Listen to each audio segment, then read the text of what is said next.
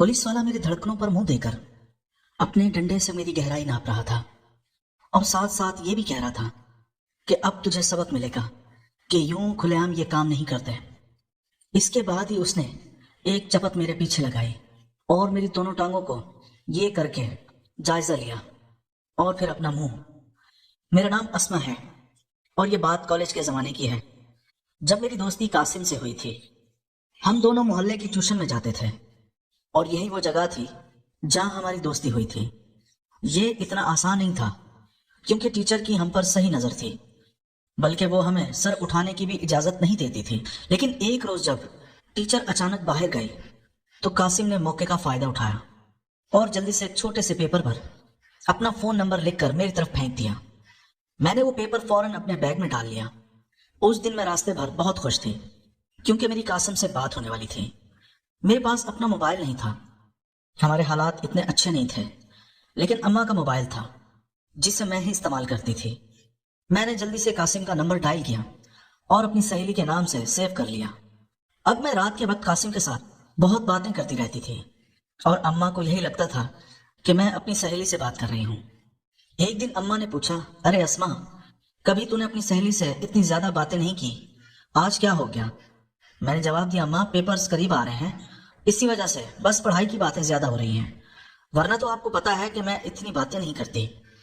कासिम और मेरी हर किस्म की बातें होती रहती थी, लेकिन एक दिन कासिम ने मुझसे मेरे साइज का पूछा। मैं उसकी बात सुनकर काफी घबरा गई थी। कासिम ने कहा कि मैं अपनी तस्वीर भेजूं। मैंने कहा कि यह सब ठीक नहीं है, लेकिन कासिम ने कहा कि देखो, मैं देखकर डिलीट कर दूंगा। उसकी बात पर मैंने अपनी तरफ देखा और अगर मैं अपनी बात करूं तो मैं बहुत खूबसूरत थी। हमारे घर में ज्यादा औरतें नहीं थी, बल्कि ज्यादा मर्द थे। मेरे भाई भी मुझसे बड़े थे और अम्मा हमेशा कहती थी कि दुपट्टा सही से ले लिया करो। जब मैंने दुपट्टा हटाकर खुद को देखा, मेरी आंखें हैरत से खुली की खुली रह गई। मेरे वो तो जरूरत से ज्यादा ही बड़े थे। मैं दिल ही दिल में खुश हो रही थी कि जब कासिम को बताऊंगी वो कितना खुश हो जाएगा, लेकिन मुझे इनका साइज पता नहीं था। तभी मैंने जल्दी से कासिम से कहा, कासिम मुझे इनका साइज नहीं पता, लेकिन मैं ऊपर से दिखा देती हूँ। कासिम ने जवाब दिया, अरे वाह, चलो तुम मुझे दिखा दो, मैं खुद ही अंदाजा लगा लूंगा। मैं उसके जवाब पर बहुत हैरान हो गई थी। मैंने उससे पूछा कि क्या तुमने मुझे कोई गिफ्ट देना है जो साइज पूछ रहे हो? कासिम ने कहा, हाँ, तुम्हारी सालगिरह करीब आ रही है, इसलिए मैंने फैसला किया है कि मैं तुम्हें अच्छा सा तोहफा दूंगा। उसकी बात सुनकर मैं बहुत खुश हो गई थी। फौरन मैंने अपनी तस्वीर ली और उसे भेज दी। कासिम ने कहा, अरे अस्मा, ऐसे मुझे कैसे अंदाजा होगा? मैंने जवाब दिया, मुझे भी सही से पता नहीं है कि तस्वीर कैसे भेजते हैं। कासिम ने कहा कि तुम बहुत बद्दू हो। मैं बोली कि अच्छा, अब तुम मेरा मजाक उड़ा रहे हो? मैं बहुत घबरा गई। कासिम से कहा कि तुम खुद बता दो कि तस्वीर कैसे भेजते हैं।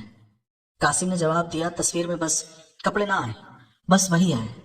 उसकी बात का मतलब जानकर मैं शर्म से लाल हो गई थी। मुझे अंदाजा भी नहीं था कि कासिम ऐसी बात करेगा, लेकिन अब मैं क्या करती? गिफ्ट के लालच में आकर मैंने जल्दी से अपना ये हटाया और इसी तरह उसको तस्वीर भेज दी। वो बहुत बड़े लग रहे थे। कासिम ने कहा, अरे यार, ये तो सच में बहुत बड़े हैं, जब इनके साथ खेलूंगा तो कितना सुकून आएगा। बस मेरा दिल यही चाहता है कि अभी इस फोन से निकलकर इनके साथ खेलूं। उसकी बात सुनकर मैं बहुत खुश हो गई। अगले रोज कासिम ने कहा, अस्मा, तुम्हें पता है आज मैं कहाँ गया था? मैंने जवाब दिया, नहीं, मुझे कैसे पता होगा? कासिम ने बताया कि आज मैं छोटे कपड़ों की दुकान पर गया था और वहां से तुम्हारे लिए बहुत अच्छा सा छोटा कपड़ा खरीदा है जो कि बिल्कुल लाल रंग का है, तुम्हें ये बहुत अच्छा लगेगा। ये सुनकर मैं घबरा गई। मैंने कासिम से कहा, कासिम, तुमने तो खरीद लिया है, लेकिन अब मैं तुमसे कैसे लूंगी?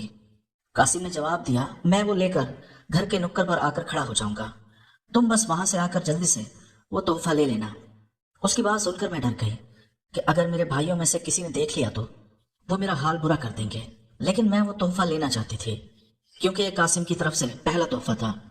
मैं उसे ठुकरा भी नहीं सकती थी, इसीलिए मैंने कासिम की बात मान ली। मैंने अपनी गली के नुक्कड़ में जाकर कासिम का इंतजार किया। जैसे ही वो आया, उसने जल्दी से वो तोहफा मेरे हवाले किया।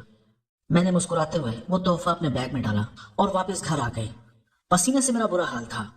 अम्मा ने मुझे देखकर कहा, अरे अस्मा, क्या हुआ है? इतनी गर्मी भी नहीं है जो तुम पसीने से भीगी हुई हो। किसी ने तुम्हें छेड़ा तो नहीं?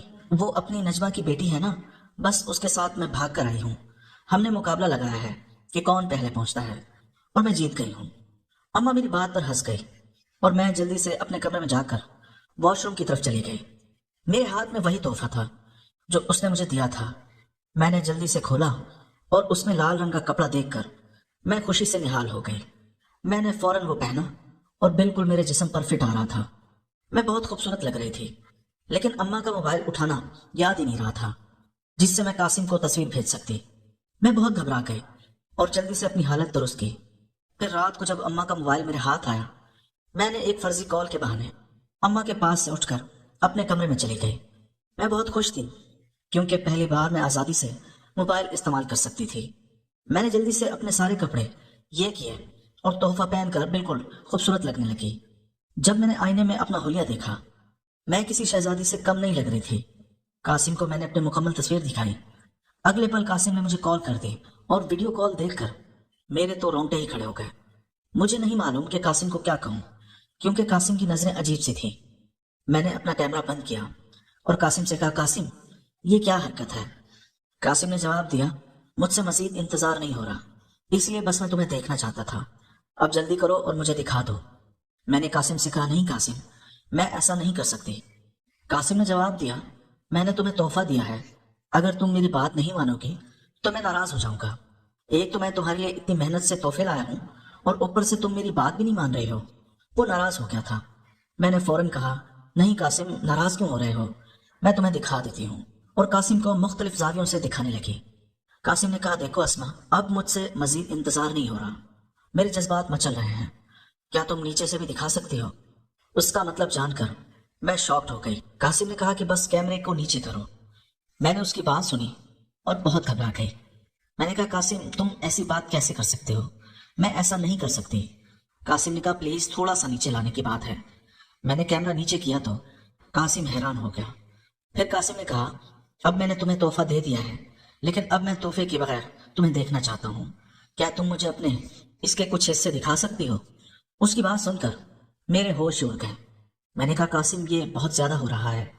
قاسم نے جواب دیا، تمہارا سارا یہ میرا ہی تو ہے، آج نہیں تو کل میں بڑا آدمی بن جاؤں گا، پھر میں تمہارے لیے رشتہ لے کر آؤں گا اور تم میری مکمل طور پر ہو جاؤ گی۔ میرا تم پر حق ہے، اور اگر میں تھوڑا سا حق بھی جتانا چاہتا ہوں تو اس میں کیا برائی ہے؟ قاسم اتنی بڑی بات کر رہا تھا، میں پہلے ہی جانتی تھی وہ مجھ سے محبت کرتا ہے۔ میں نے قاسم سے کہا، قاسم کیا یہ صحیح ہے؟ مجھے نہیں پتا میں کیا کر رہی ہوں۔ قاسم نے جواب دیا، دیکھو، جو لڑکا لڑکی دوست بن جاتے ہیں اور ایک دوسرے کو اپنا سب کچھ دکھاتے ہیں، ان کے درمیان سب کچھ نارمل ہوتا ہے، اور میں تو تمہارے سامنے بھی نہیں ہوں، میں بھی تو موبائل کے ذریعے دیکھ رہا ہوں۔ اس کی بات سن کر میں خوش ہو گئی اور جلدی سے تحفہ یہ کر دیا۔ میری دھڑکنیں اب بالکل اس کے سامنے تھی، جیسے وہ باہر نکلنے کے لیے بےتاب ہو۔ مجھے کچھ سمجھ نہیں آ رہی تھی کہ وہ اپنے ساتھ کیا کر رہا تھا، لیکن وہ یہ کر رہا تھا، دیکھو ابھی انہیں ڈھانپنا مت، مجھے کرنے دو، جب میں چاہوں تب تک۔ کچھ دیر بعد اس نے سکون کا سانس لیا، کہا، چلو ٹھیک ہے، اب مجھے نیند آ رہی ہے۔ میں نے فوراً موبائل بند کر دیا اور خود کو دیکھنے لگی۔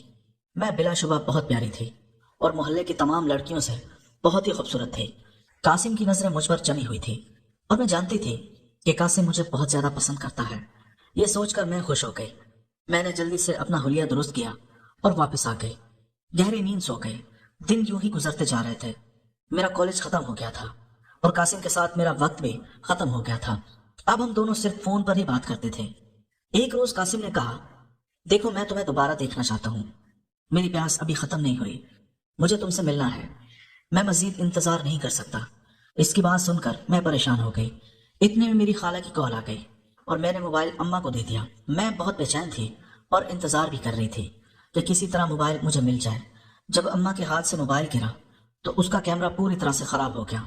میں نے قاسم کو بتایا تو قاسم نے کہا، یہ تو بہت بڑی پریشانی بن گئی ہے، میں تمہیں کیسے دیکھوں گا، اب مجھے تم سے ملنا ہوگا۔ اس کی بات سن کر میرے ہوش اڑ گئے۔ میں نے کہا کہ میرے بھائیوں کا 24 گھنٹے مجھ پر پہرا ہوتا ہے، میں تم سے نہیں مل سکتی۔ قاسم نے کہا کہ اگر میرے بس میں ہوتا تو میں فوراً رشتہ لے کر تمہارے پاس آ جاتا اور نکاح کر کے تمہیں اپنا بنا لیتا، لیکن میں کیا کروں، تمہارا بھائی اور تمہاری اماں تو تمہارا رشتہ مجھے دینے کو تیار ہی نہیں ہوں گے، کیونکہ میں ابھی کماتا نہیں ہوں۔ دیکھنا 4 سال بعد جب میری مالی حالات بہتر ہو جائیں گے تو میں دھوم دھام سے رشتہ لے کر آؤں گا اور تمہیں اپنا بنا لوں گا، لیکن اب ان 4 سالوں میں کیسے تم سے ملوں گا؟ اس کی بات سن کر میں بھی بہت پریشان ہو گئی تھی۔ قاسم نے کہا کہ کسی بہانے سے تم میرے پاس آ جاؤ، میں تم سے ملنا چاہتا ہوں۔ اس کی ان باتوں کو سن کر میرے دل میں جوش و خروش بڑھ گیا، کیونکہ قاسم ایسی باتیں کرتا تھا جو مجھے محسوس ہوتی تھی کہ جیسے وہ میرے قریب ہے اور میری دھڑکنوں کو محسوس کر رہا ہے۔